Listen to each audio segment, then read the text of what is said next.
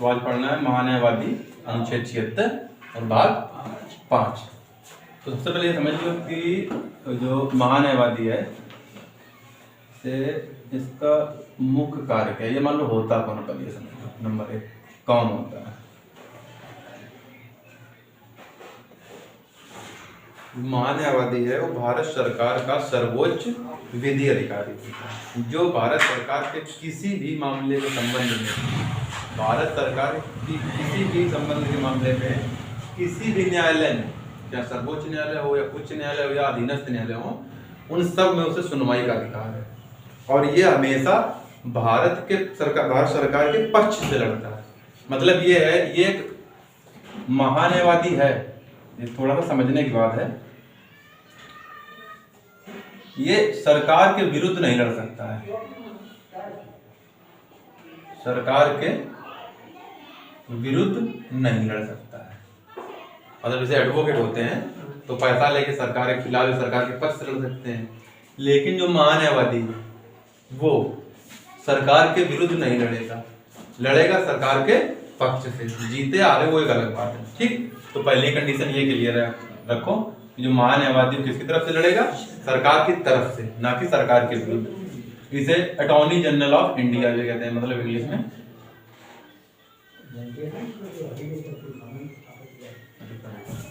Attorney general of India.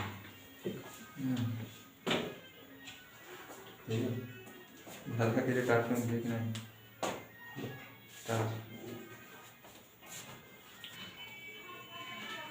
Number 1, ये भारत सरकार का सर्वोच्च विधि अधिकारी होता है।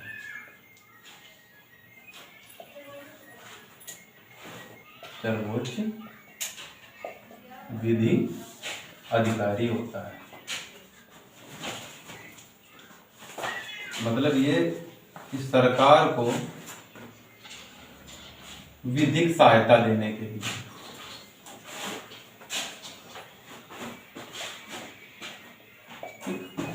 मूल कार्य क्या है, सरकार को कानूनी सहायता, विधिक सहायता देना, ठीक। अब इसका कार्य ये हो गया, ठीक। अभी समझ लो कि महान्यायवादी के 2 अन्य सहयोगी और होते हैं, एक महाधिवक्ता और एक होता है अपर महाधिवक्ता।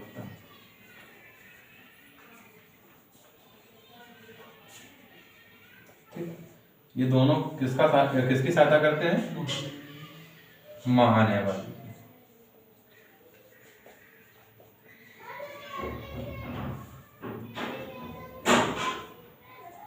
महान्यायवादी की, ठीक।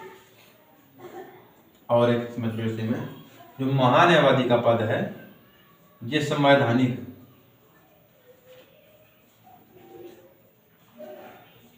जबकि महाधिवक्ता और अपर महाधिवक्ता इन दोनों का पद वैधानिक होता है। वैधानिक पद, ठीक। इतना क्लियर। अब आगे देखो,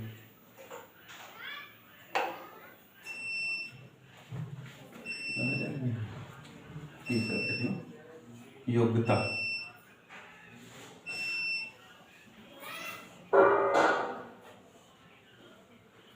कोई भी व्यक्ति महान्यायाधीश बन सकता है यदि वो सुप्रीम कोर्ट या सर्वोच्च न्यायालय के न्यायाधीश बनने की योग्यता रखता हो।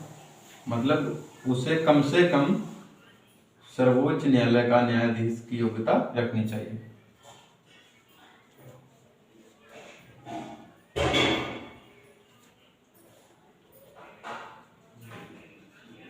सर्वोच्च न्यायालय के न्यायाधीश की योग्यता इतना कम से कम उसे होना ही चाहिए, ठीक। अब एक इसका और पॉइंट समझ लो, नियुक्ति। नियुक्ति कौन करता है, पता है, बताओ। नियुक्ति राष्ट्रपति करते हैं, मंत्रिपरिषद की सुनवाई। तो इसमें राष्ट्रपति करेंगे, लेकिन इसमें बड़ा खेल रहता है। जिसकी सरकार है उसी का मंत्रिपरिषद होगा। तो मंत्रिपरिषद जब लिखित रूप से जिस कानून वेत्ता को, जो कानून का ठीक ठाक जानकार है या सुप्रीम कोर्ट की योग्यता रखता है, उसे लिखित रूप में देगा तो राष्ट्रपति उसे स्वीकृत कर देगा और उसकी नियुक्ति हो जाएगी। मतलब मंत्रिपरिषद के लिखित सलाह से, किसके द्वारा? राष्ट्रपति के द्वारा।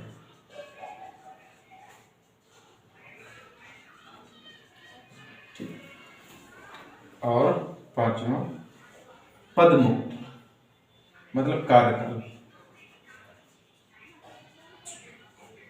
तो कार्यकाल ये होते हैं राष्ट्रपति के प्रसाद पर्यंत।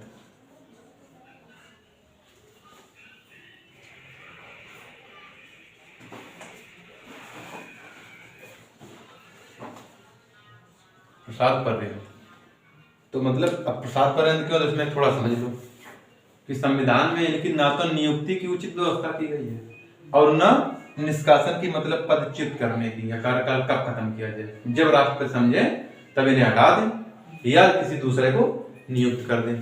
तो एक बार फिर से पॉइंट देख लो, फिर हम आगे बता दें। याद समझ लो, जो भारत का सर्वोच्च विधि अधिकारी है कौन होगा? महान्यायवादी, अटॉर्नी जनरल ऑफ इंडिया।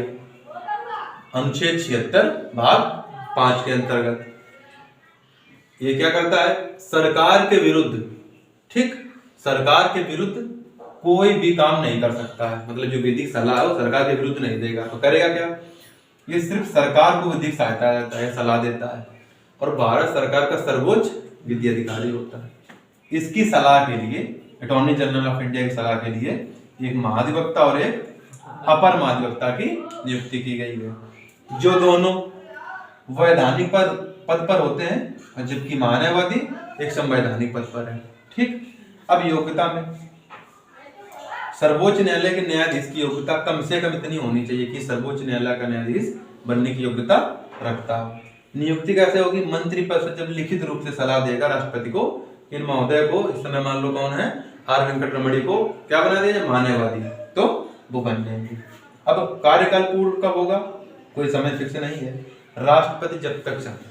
ठीक, अब हटाने का भी एक ये है, इनका क्या होना चाहिए, ऐसा मतलब नहीं कि सदन में कोई कार्रवाई होगी, इनके व्यक्तिगत ऐसे व्यवहार हो जो संविधान के अनुरूप ना, कदाचित व्यवहार, उल्टे सीधे व्यवहार हो जाए या फिर पागल आगल हो जाए तो इन्हें राष्ट्रपति द्वारा हटाया जाएगा। ठीक, संवैधानिक पद में बैठे। हाँ, संवैधानिक पद का ये मतलब होता है जिसकी व्यवस्था संविधान में कर दी गई है वो संवैधानिक पद है, और जिसकी व्यवस्था बाद में की गई है, संविधान में नहीं, कानूनी रूप से कर दी गई है।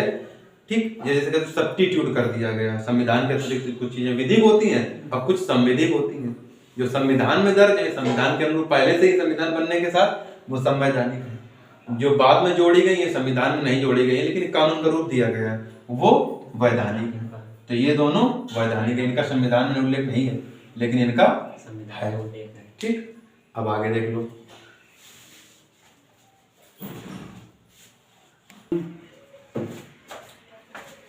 ये प्रसाद पर्यंत अभी बता दीजिए, फिर समझ लो।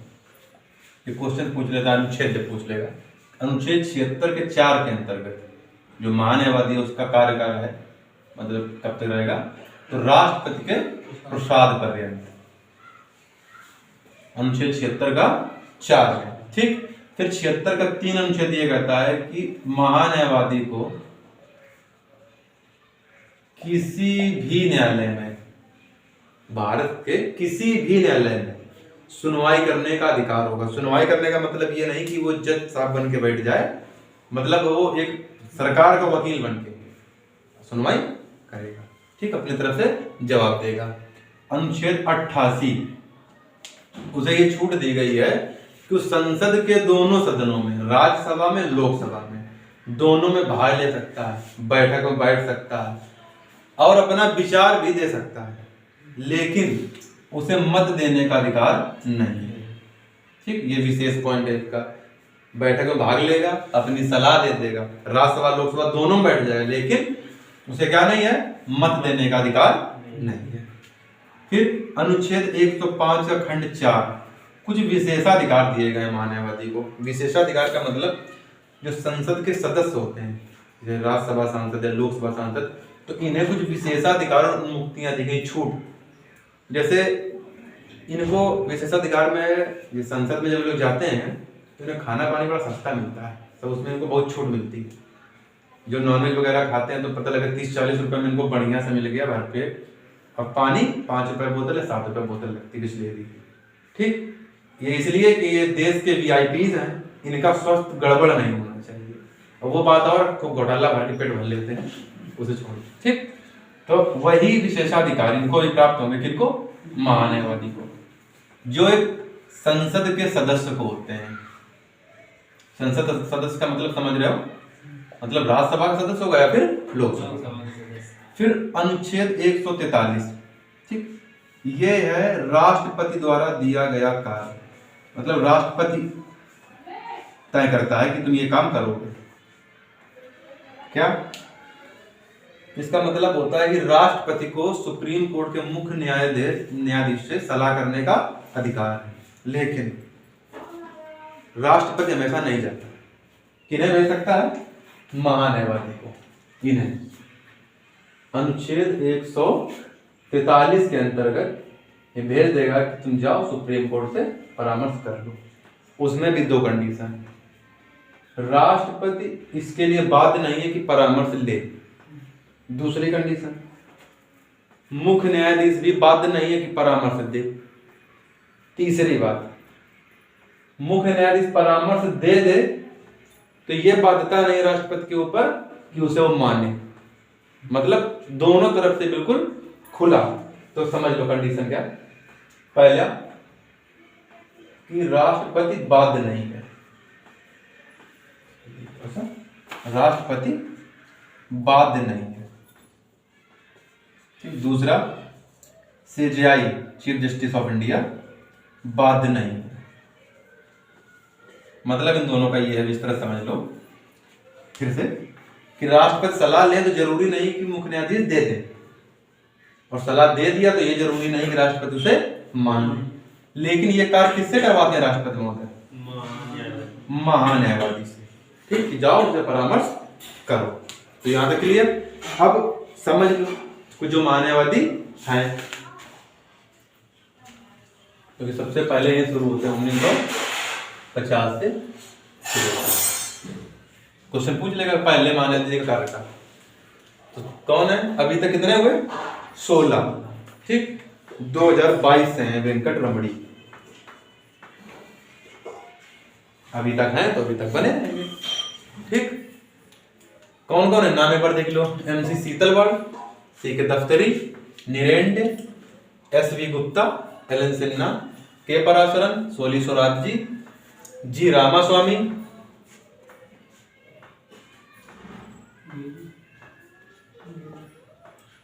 और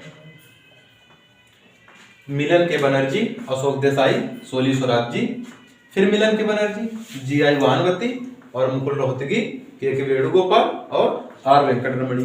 बस ये थोड़ा सा ध्यान रखना है कि 2 हमारे 2 बार बन गए, 7 और 11, 9 और 12। तो सोली स्वराज जी 2 बार बने और मिलन बनर्जी 2 बार बने। इस प्रकार ये इनके कार्यकाल रहे।